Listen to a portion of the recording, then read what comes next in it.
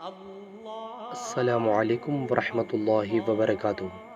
بدعتی کا کب تک عمل قابل قبول نہیں ہوتا؟ حضرت عبداللہ بن عباس رضی اللہ تعالیٰ عنہ فرماتے ہیں کہ نبی کریم صلی اللہ علیہ وسلم نے ارشاد فرمایا، اللہ تعالیٰ اس وقت تک بدعتی کے عمل کو قبول نہیں فرماتے جب تک وہ بدعت کو نہ چھوڑ دے۔ ابن ماجہ کی حدیث ہے۔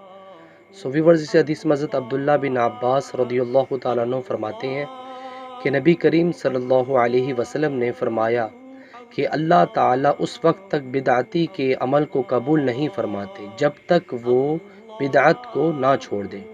ویورز، اللہ تعالیٰ سے دعا ہے اللہ تعالیٰ ہمیں بھی اس حدیث پر عمل کرنے کی توفیق عطا فرمائے۔ ویڈیو کو شیئر کریں اور کمنٹس باکس میں اپنی قیمتی رائے کا ضرور اظہار کیجیے، اور میرے چینل کو سبسکرائب کرنا مت بھولیے۔